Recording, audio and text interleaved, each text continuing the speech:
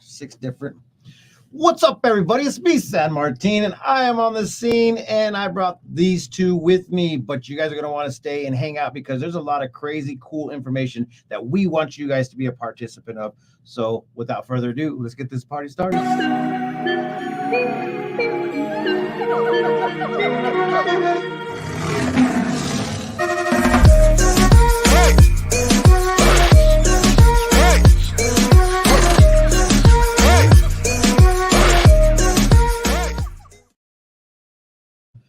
All right, guys, this is the opportunity of a lifetime to go ahead and have a conversation with Mr. Fain himself in regards to development that's happening or wants to happen in Prescott Valley.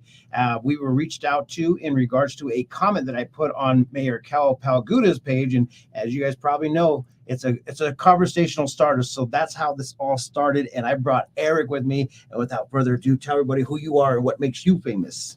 Well, nothing makes me famous. I go by Brad, so I'm not Mr. Fain. I'm Brad. All right.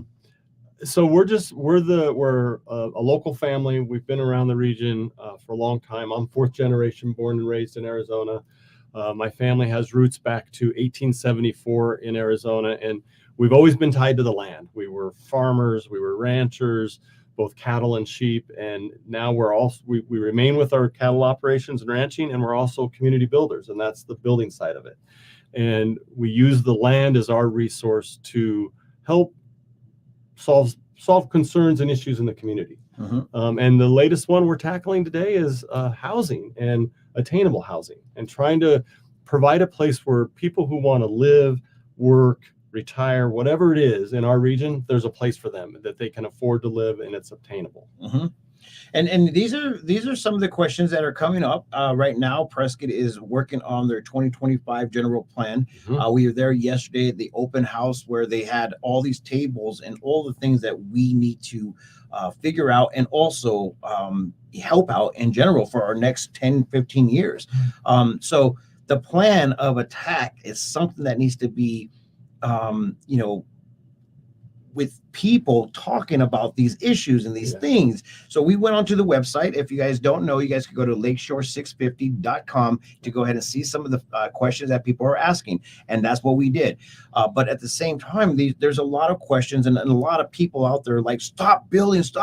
But then there's people out there saying, well, we need I'm going to say affordable housing. It is what it is, because when you can't afford it, you can't stay here to go ahead and actually help the economic growth. So the question is, how do we obtain this? And how do we go ahead and bring it to the people so the people could jump on board to say, yeah, this is what we want. So just talk a little bit about Lakeshore 650 in general. What is it about and how is it to help the community? So everything we do going forward is a plan. So we can what we prefer to do is what we call planned area development. And that's Lakeshore 650. The other plan that we could execute is we don't do a planned area development, and people who move here, they can go out in the county and they can buy down to a 2-acre parcel of land. It's 2-acre lot splits. And sometimes they buy 2 acres, 5 acres, 10 acres, and they just put it in the county. And most times they have a dirt road going out to their house. They drill a well, they put a septic in, and they can live here. That is a plan. Mm-hmm. And you can see that in different areas in our community, and there's a need for that. And that's an acceptable form. And there's people that just want to live like that, and that's fine. But a planned area development allows us to think through what a whole community would look like, get more efficient with our land use, get more efficient with our resources, water, police, safety, healthcare, infrastructure. And the more efficient we can get, then we can spread those costs over more people. And the goal is to then lower the cost of the housing. And so Lakeshore 650 has 2 components. It has your traditional master plan community, which you would see like a Stone Ridge or Pronghorn Ranch. All of those are master plan communities. What we've added to Lakeshore 650 is an attainable component. So we're working with the builder. The builder is Brown Homes, being proposed for Lakeshore 650. We're working with him to say we want to add a component of obtainable housing. And what we're using, we have 2 definitions for obtainable. One is your economic definition, where we want people who make between 80% and 120% of the gross median income can afford to live there. And so who is that? That's That's your store manager, your grocery store manager. That's the manager of your favorite restaurant. That's a nurse. That's a teacher, a firefighter, a policeman. All the people that make our community great and make you want to live here, the services that we need, all of those folks, whether you're retired or not, you know, I will get sick someday. And when I go to the hospital, I want a nurse there to take care of me, and I want the lab tech there, I want the doctor there. And a lot of those people can't afford to live here. And you want them to be happy Right. doing what they're doing in their job. And stay, right? And stay here. Stay. Well, so you actually referenced kind of the acres out in the middle of nowhere. Yeah. Those kind of jobs that you described, they're not compatible with that kind of living either, because if it snows, they can't get to the hospital. That's right. They can't get to the grocery store. They can't do these kind of things. And so while I think a lot of people have that, you know, that's what they want to do, for the type of jobs you're talking about, that's not attainable. They need something to where they can get into their job fast.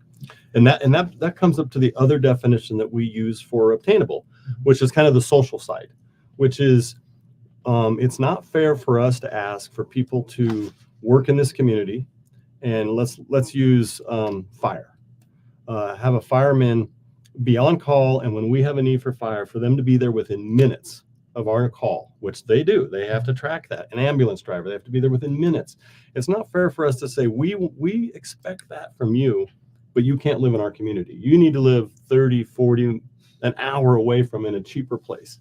They should be able to live here. So the other definition of obtainable is people live in the community where they can have reasonable access, reasonable being a short drive or a short walk, to work, to being able to shop for groceries, to be able to entertain themselves, to be able to engage in all the things that make living in a community great and not have to live outside of a community. So the idea is to get them close to the services. And that's the social side of obtainable, which is probably more important now, because what we hear with people with this growth, no growth, is they like the open space. They like to see the mountainsides and the grasslands. So a planned area development brings more density in, but it allows more open space by doing that. And you can be more efficient with your land, rather than if you look at our Lakeshore 650 project. It's proposed to be on 650 acres, which is almost just over a section of land. A section of land is a square mile, 640 acres. Okay.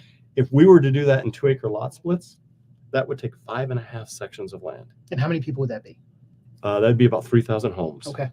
So you can see the differences. You can be on one section of land or 5.5 sections of lands. And that's part of this being efficient with the resource that we have. And our family has always been stewards of the land. We've done it through farming and through ranching, and now we do it as a community builder. And we don't want to see wildcat development across our ranch. We'd rather see, let's get 3,000 homes on the 650 acres. Let's plan it well so there's parks, there's trails, there's bike paths, there's safe places for kids to be, so they're not going to be in danger of cars, and that we're close to all the resources that they need, whether you're a young family starting out, or whether you're a growing family, or whether you're an empty nester and you're downsizing. The idea behind Lakeshore 650 is a young family could move there, get their starter home. Maybe it's one of the attainable ones because they're having trouble coming up with that down payment. So they start there, they build some equity, then they get married, teacher gets married, and she starts a family. And then they can move up to a family home where they might have a bigger yard, and then they can raise their family. And then their family grows up and they all go off to college, hopefully, right? Get a job and then move out of the house. Stay in the area, right? Stay. Yeah. But that's affordability. The only Right. way they're going to stay is if we have jobs and housing for them to live in. But then you could downsize and not leave the neighborhood.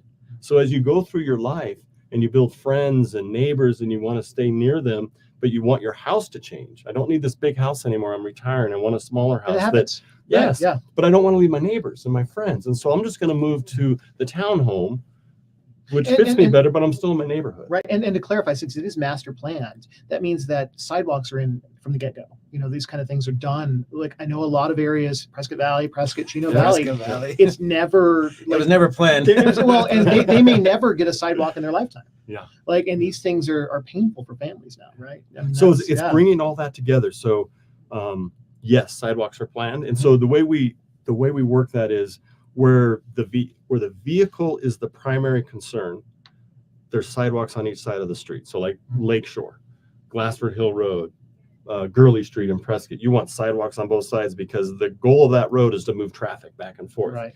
If you go internal into the community and it's more of a neighborhood where the pedestrian becomes the focus, then maybe the sidewalk is on one side of the street, not the other. And maybe it's not right on the street. Maybe it's set off the street so that when you're walking your kids and your dog, it's not street, that little bit of curb, and then your sidewalk, there might be street, curb, 10 feet of landscaping, then the sidewalk. So you're a little further from the cars. And there could even be some streets where it's like a cul-de-sac. And you play in the cul-de-sac, there is no sidewalk. And but it's not meant for cars. There's only going to be a few homes, so a car's not going to race through there. It's always about safety of the pedestrian. And you design the street for that. And when the street is designed to be fast, like a Glassford Hill Road, then you put the sidewalks on the side and you make the street easy traffic flow. Makes sense. So just so you guys know, I put an aerial view of the location that is being the site plan of where this is going to be placed. So if you're driving down Fain Road, the backside of it, it's the off ramp to Lakeshore. That's correct? right. So that's going to be in that area right there. So a couple of questions that are coming up right now. Will the affordable housing be held exclusively for the community members? Question mark. Thank you, Gene, for bringing that up. And then I think that more or less it's going to be for everybody. Actually, let's go through that real quick. I guess what I think our intent is, how do you guarantee that these houses are going to go to, and maybe you can't, to those working class, those managers, those store managers, those doctors and things like that, versus say investors coming up and buying up a block. Yeah. And so are there plans for that or ways to address that? There are ways, and it's, so first you kind of have to open your mind and you have to be curious about how we can do that. Very curious. Yeah. So we've been working with partners. We've been working with CAFMA, the fire. We've been working with Yavapai College. We've been working with the healthcare providers. What do you need? How can we solve this? And they need housing for their teachers. And so the way we can do that, because if we just go out and build a bunch of homes under the fair housing rules, we can't discriminate. So if you come up and want to buy a house, you buy a house and you qualify, you buy a house. And if you say, well, I'm going to turn around and rent it, I can't stop you. That's fair housing, and those are those rules. So what we're proposing on the attainable is we kind of separate the land and the house. And the land is under a lease, and the house is owned by the individual. So it's single family residence, home owned by the homeowner. They can build equity in their home. The lease runs under it, and what that allows us to do with a lease, so you've all been in a community where you have an HOA. That's a homeowners association. Right. So you have to own. So we won't have an HOA. The lease will replace the HOA, but it allows us to then target people under our lease contract. And how do you qualify for it? And so what we've been working with is our partners are going to lease a bunch of lots. Okay. And so the school district could come in, or the college could come in and say, we're going to lease 10 lots. Now they lease those 10 lots. They're in control of it. They could make it part of their employment package. Interesting. And then their employee or their student or can go buy a house and put it on there. And then they pay the lease rate. And then when they want to sell their house, they sell it just like you would sell a house in Granville. And then the new buyer comes in, they have to qualify under our lease. And so with our lease, what that allows us to do is we can do background checks. We can do credit checks. We can do a lot of things that you can't do when you're just selling a home. Right. Because a home is just, if you qualify with the bank or if you have cash and you're a qualified buyer, you can either accept or not, but you can't discriminate. And is that going to be for all 650 acres? No, that's just this. There's going to, so what we're doing is we're doing it on the south portion. It's going to be about 300 to 400 homes. Okay. And this is kind of our pilot, and we're going to explore it. If this works, we can replicate it. Okay. And we can do it again, but we wanted to start with about 300 to 400. And so the lease does a couple things. It will act like the HOA. So your streets will all be maintained under the lease. The common area landscaping will be maintained under the lease. The amenity will be maintained under the lease. So it will look, it's a lease rather than an HOA, but it has the same function if you pay HOA dues. And then we can then keep it under the control of the people that we're wanting. And so an investor could come in and say, I want to buy that home, and say, well, that lease is with the college. Okay. And so the college can say, well, we have a rule that says you have to be an employee or a student, and you're neither. So no, we don't. It's a creative way to do it. Yeah. It's creative. And so, and it exists today. Is there anything in Prescott or Prescott Valley that works like that So today? where it exists, it's right in front of us. So we have these retirement parks that are mainly for retirees. So Orchard Park out in Prescott Valley. People own their home and they lease the land. Mhm. So it exists today. People do it all day long. Where we haven't seen it, which is kind of surprising, is for families. Mhm. Why don't we have it for families? And so we're just taking that business model that already exists, tweaking it a little bit, and making it for families, retirees, whoever. We don't care about that, but it's attainable. And that way we can target that group and really try to keep, because we wrestled with this for years. How do we can build a home if we can get it to the right point? How do we stop an investor from, I'm going to take 10 of them Right. and turn them into rentals? Well, this is a great conversation, and there's so many great comments right now. Let's go ahead and go back up just a little bit. Jeff Martin wanted to know that this, or asked, is this should be taken to public vote, and that's basically why he's here right now, is to go ahead and reach out to the public, so the public could have an understanding and also a conversational piece about this. And if you guys go to the website itself, you guys are more than welcome to see the actual conversation that they're trying to present. I'll go ahead and read it to you so you could see it. If not, just go to Lakeshore 650 and you guys can go ahead and read that. We have listened to your input and compiled your feedback regarding Lakeshore 650. We share your concerns as well, and we want the best for everyone in our community. So this is what it's all about. It's a public conversation that you guys are doing for the community, and that's actually a fairly big deal. It is. And so we're a landowner, we own the land, and we want to build a community, and there's a public process that's required. So the land today is in the county, and so we've entered the county public process. And in that county public process, we've held 3 neighborhood meetings where we sent notices out to everybody within 1,000 feet of the project. We've also held 2 online town public meetings on the internet in case somebody couldn't make it to our meeting. And now we're taking a pause from that because we've got some great information. And we've been talking to the town, because one of the things that came up is, well, what are you going to do about water? We don't want a bunch of wells drilled. We don't want a bunch of septic tanks. We're like, well, we need to tie into the town water system because we're right adjacent to the town of Prescott Valley. Would this become part of Prescott Valley or no? It could. Okay. So right now we're staying annexed, right? Yeah. So right now we're staying in the county, but we're opening dialogue up with the town. And on that website, when you read it, in order to get the town to engage us, in order for them to be allowed to answer questions about the water and the sewer, we have to file an application with the town. So we're going to file an application with the town. So we're going to be filed in the county and in the town. And between the 2 bodies, we're going to come up with what we hope to be the best solution. And it may be ultimately be in the town, or it may remain in the county. But the goal is the community. What's best for the community? What accomplishes the goal that we're after, which is solving a housing concern that is out there for the workforce. And, if we lose our workers, everybody's quality of life in this community, whether you're retired or not, will diminish. Well, even as a business owner, Yep. it's going to be very, very hard to keep them happy and also employed. It is hard to get staff here, and we've been involved in a lot of things that are about trying to keep younger people in the community here. And the going joke is, whether you graduate from Prescott High or Bradshaw or Yavapai Community College, if you graduated at 11 o'clock a.m. on graduation day, you're in Phoenix by 4. Mhm. Like, that is how fast, that's what happens. And if you actually look at the numbers on what we spend on property taxes, and we spend a lot on education to bring our students through this process for us not to gain their knowledge and everything in the community. They're gone. You're right. And so I understand that this is a really creative way to do it. And I know a lot of people are against growth and things like that, but this is, we don't want more apartment complexes either. Well, there's 2 ways to grow. Right. Yeah. There's planned growth through a community like Lakeshore 650. And there's unplanned growth, which is a plan, Which has happened. It's happened for 30 years, 50 which years. is the 2-acre Yeah. lot splits. Mhm. So people are moving here. Mhm. It's not like if we stop building homes tomorrow, will we stop people coming? No, they're coming. And so how do we change the conversation to, what do we want to look like?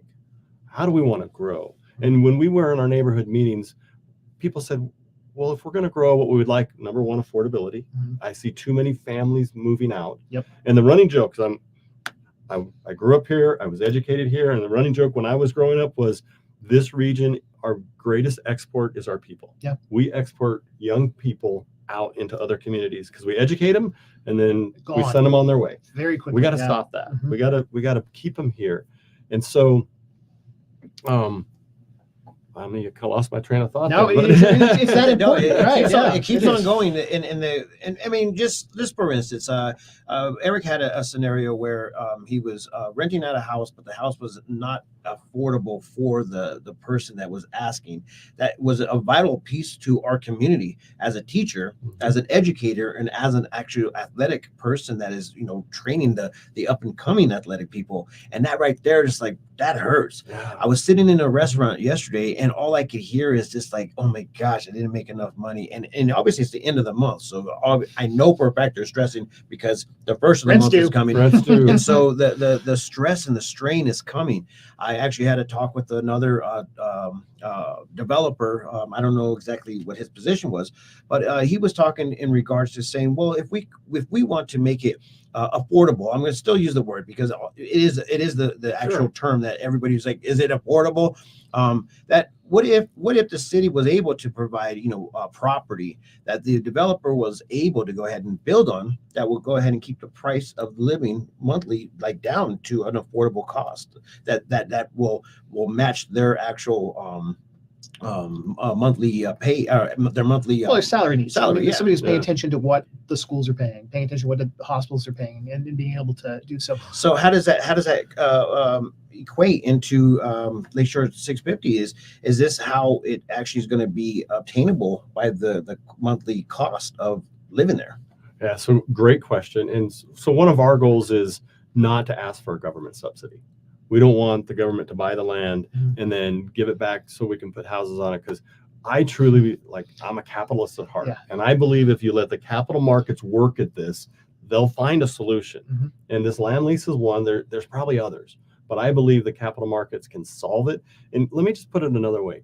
Our goal is that if you can afford a 2-bedroom apartment, and a lot of people can afford the rent on a 2-bedroom apartment, what they're missing is the down payment for the house. Mhm. So our goal is to be under like $500 under the rent of a 2-bedroom apartment, but you be in home ownership. And that's where we're talking. So now you might still have stress because it could be tight, but you're making a mortgage payment and you're building your equity rather than just paying rent. Mhm. And that rent it doesn't allow them to build their equity. We'd rather see them over here building equity so that someday maybe they get a raise, they get a promotion, and now they're ready to buy that house and start a family. And so, and again, people have to remember this isn't housing for all. This is obtainable housing to help those that we want in our community get anchored here. Once they get roots here, we all know they don't want to leave. Right. They want to stay. And they They're gonna excel. figure- Right. And they excel. Right. They get a promotion, and then they're moving on to a different home. Right. So what is the timeline for this whole thing? I know there's a lot of planning going on right now, but so from great idea to somebody moving in, like how far out? How many years? I'm guessing years at this point, right? Where does that look like? So, in a perfect world, we would get through the public process, and because you had brought that up earlier, and even though one gentleman asked if this should be a vote of all the people, well, that vote occurs by either the Board of Supervisors or the Town Council. They vote on it, but they represent the constituents. So we're in that public process now, and let's say we can get through, and by the end of the year, we have our zoning. Okay. And so now we have zoning on the land, and we know we can build what we want to build. And so from that point, then we have to do all the studies.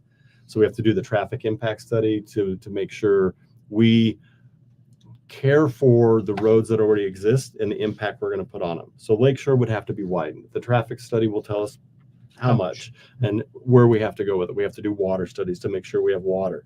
We have to bring water to the table, so paper water, and we will do that. But in addition to buying a certificate for 100-year assured supply, then you have to drill a well and you have to prove that water is physically there. So it's not one or the other. It's not easy. So we have to do all those tests and get that done.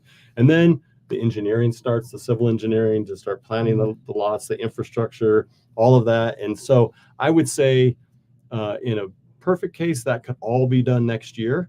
And that maybe in 2025, you would start to see some grading and some infrastructure go in. So maybe the end of 25 or the beginning of 26, you could start seeing the first people moving in. Okay. That's a perfect world. That's perfect. Now, if we have a delay, then we have a delay. And there always are. Let's face it. So Right. we have a couple questions. We are going to go ahead and open up to public.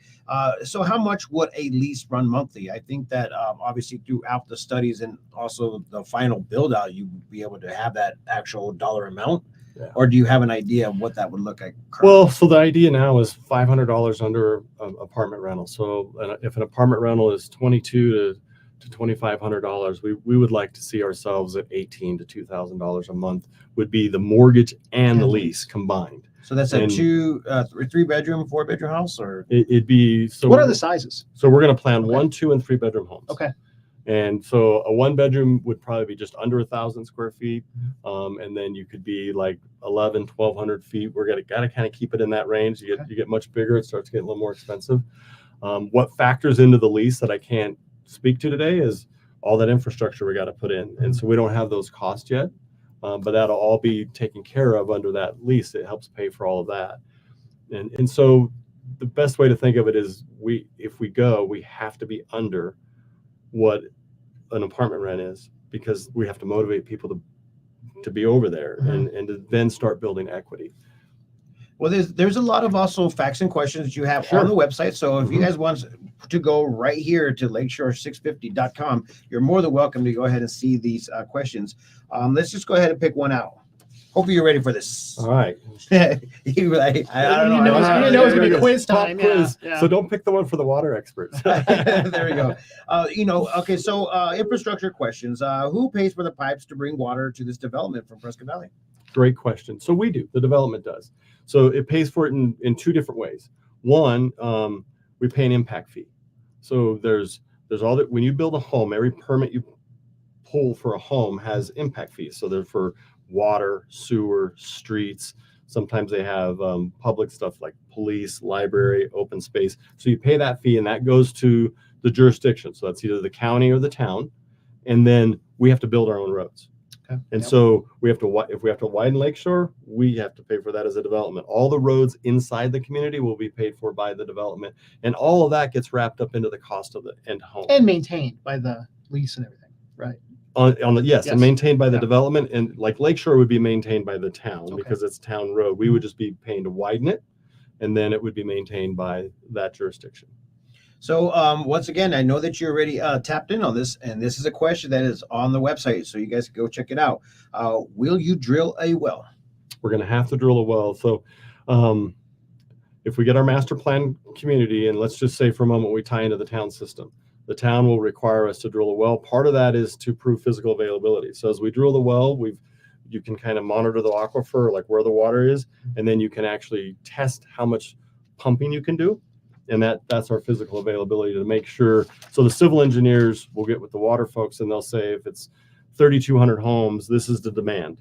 Okay. And then there's rules that the town has in their code that says, okay, well, if there's a fire, we want the demand times an excess, so that because a fire is going to need a lot of water, and so we have to prove that that physically is there, so that in an extreme situation, people using water and a fire, that there's enough water to support the community. All right. And then that ties into the town system, and all of that infrastructure is turned over to the town. Okay. So then they become the owners of that infrastructure. And then the next question that is once again on their website, if you guys want to go check it out, it's right here in front of you, right there. Does Prescott Valley have a recharge well? Prescott Valley has a number of recharge systems. They have settling ponds, they have injection wells, and so they're working on how they recharge. But they've been actively working on it for decades. And so, yes, they do exist. I don't know the extent of what they have, but I do know that they recharge. And then here's one more question for the water. How will water be recharged to the aquifer? Through the systems that the town has, if we tie into the town system. And that's why we want to tie into the town system, because if we're in the county, there is no recharge. Right. If we do our own well and we do a septic, then you water your lawn and really none of that recharges in. You have your septic, some of that does perk through and you could say it recharges, but we feel the best, most efficient way is to tie into the town sewer. So it goes down to the sewer plant, they clean it, they treat it, and then they pump it up to wherever they're recharging it. So this is going to be totally off the subject. Why are you and your family so invested in Prescott Valley and the area in general? Well, number one, our land holdings are there. And we bought that ranch. We bought the Rafter 11 Ranch in 1917. And it's just been in our family. It used to be, a lot of people don't know this, it used to be quite a bit larger than it is today. we lost a big chunk of it in the Great Depression. Hmm. My grandfather and his father were struggling to make it all work, and they saved what we have today, and they lost a piece of it in the Great Depression. So where is Raptor 11 Ranch? Out of curiosity, I don't think I've ever saw it or seen it, or it's kind of one of those moments I'm like, where is this place? So the biggest chunk that most people see is, if you think of Fain Road, east to the Mingus Mountain, between 89A and 69. All that grassland you see there is Fain land. So we're on both sides of Fain Road where you see grass. And then there's, we have a government lease, so we run cattle up in Mingus, but that's all by a lease. And then behind Prescott Country Club, between Prescott Country Club and Blue Hills, we ranch up and through there. Okay, so all the cows that are out there it's a big area. Is part of your ranch. In that area, yeah. Okay. So there's the Wilkinson Ranch is to the north of us. North of 89 was the old Wilkinson Ranch. And then kind of to the west of that is Deep Well Ranch, which gets you over into Prescott. Right. That's where the ranch is located. That's amazing. So, but you asked why. Yeah. That's why we're geographically located in Prescott Valley. Mm-hmm. But we really care about the whole region because we see the region as one marketplace. And it really is. If something fails in Prescott Valley, it does affect Prescott. And if something fails in Prescott, it does affect Prescott Valley. And so we want to see the whole region thrive because we're all one community at the end of the day. Some people live in Prescott. I mean, Prescott Valley started as a bedroom community to Prescott because the jobs were in Prescott. People couldn't afford to live there, so they lived in Prescott Valley and they drove to Prescott to shop, to work, to dine, everything. When I was little, there was nothing in Prescott Valley. We finally got a Safeway. And that kind of reminds me of the Wilder House where everybody lived on the ranch and came into town for town work. Eric and so then slowly over the years, Prescott Valley has developed its own little economy. So we have jobs, we have shopping, we have entertainment, we have it all there. We have our housing, and so we can be a self-contained community. However, we believe that the communities are all stronger when they work together. Mm-hmm. Water, we're all on the same aquifer, Prescott, Chino, Prescott Valley. Mm-hmm. We all need to work together on water, and we know it's a concern, and we believe we have to keep moving forward because growth is coming, manage our resources the most efficient way we can, recharge them, recycle. I mean, if you think about it, you kind of want a closed loop system, just as almost you'll never get there. Right. There's efficiency loss. You set that as your goal, and if we got there, then we could get a long ways to solving a lot of our water problems. It's not going to go away. Growth isn't going to go away, and we're never going to stop trying to solve water. Well, there's a lot of concern out there. Obviously, there's a mass migration from California to Prescott. And, one of the things that a lot of things that I hear and see is that a lot of California people are buying a lot of the homes in Prescott to, once again, do Airbnbs or just rent them out at their cost and their price. Is there a way to kind of like, once again, I know that this is a world where everybody could do whatever with their money, but is there a way to go ahead and make sure that stays within the community, these developments that are being produced by you and your colleagues? How do we focus on that in general, where we're not having that high price gouging going on? I think the land lease solves that for this particular project. Yeah, the land lease is part of that solution, and I think it's. I just go to it's a mindset of the community. Mm-hmm. Are we going to welcome others or not? And I love Sedona. It's a beautiful community. It's a gem in Arizona. Mm-hmm. I have nothing bad to say. It's gorgeous. And nobody knows how it got there. However, Sedona kind of took this no growth approach, and they shut it down. And if you look at it, Sedona's a good case because they've been doing it for decades. So the millionaires kicked out all the workers. Yep. And then what happened? Well, then the 10 millionaires kicked out the millionaires. Mm-hmm. And then what happened? Well, the 100 millionaires kicked out the 10 millionaires, and it becomes unaffordable. Nobody can afford to live in Sedona. And so where do they live? They have nothing too. There's no services. There's no stores. There's nothing. They got those restaurants, but where do the workers live that work in those restaurants and those hotels? They got to live in Cottonwood. They got to live in Clarkdale. They have to live in the Verde. They have to commute to work. Mm-hmm. And we don't want that here. We want people that want to live here. We want to be able to live here and work here and shop here and entertain themselves. And that means we have to change the narrative about growth. It's not, is it going to happen? It is. You just said it. Californians are moving here and they can buy what they want to buy. Mm-hmm. I mean, because the exchange rate is good. That's a term I use a lot. You can sell a fairly small home in California and you can buy a much bigger home here for cash. Mhm. Yep. And they're doing it. And when those cash wars were going on, that's when, like a few years ago, people would waive inspections and like, I'll close in 10 days, no inspections, I got cash. And then the workers like, well, I got to qualify for a loan. My bank requires an inspection, so they get priced out of the house just like And that. if it was a rental, they got kicked out. And if it was a rental, they got kicked out. Yep. And just to go ahead and address most of your guys' questions and concerns, these are the things that you probably should be going to the city council meetings in order for you guys to present these questions that then will go ahead and be in their lap and how they need to answer it and also achieve these goals with the community of Prescott Valley, and Chino Valley. I mean, it is what it is. If you guys don't show up to these meetings and you guys don't get involved, you guys will probably be sitting there like down the road saying, how did this get cleared? You know, and it's you know, it is what it is. And We there's a delay. Yeah, there's So a these major delay. things happen, Yeah. and then people don't see it for 3 or 4 years. Yeah, and the wonder what conversation is happened. today, and just like we've been telling everybody about the general plan of 2025 at Prescott. If you guys don't show up, you can't say anything later on down the road. It is what it is. So it was a big turnout yesterday for this general plan, and then a lot of people. I mean, it looked so scattered, but at the same time, I was just really like happy to see so many people wanting to see these things change or stay the same or whatever it may be. And to wrap up, like you said, we are a whole community, and I actually wish the cities would work together better. Yes. Because they don't right now. There's issues there. Everything in a county. But I mean, so to wrap up, what are the last things you want to like leave people with? Well, I would hope you would support what we're trying to do to have a more efficient use of the resources with our project. Pay attention to the website, check it out, because we will have another neighborhood meeting. We will notice it on the website. We do have to notice everybody within 1,000 feet with a letter, but for those that live beyond that, it'll be on our website. Come to the neighborhood meeting and give us your feedback. That's another venue for you to give us, talk directly to us. And we have our water expert there. We have our civil engineer there. We have everybody there, the builder there. So if you have a question about drainage, you can go, there's the civil engineer. He'll answer your questions.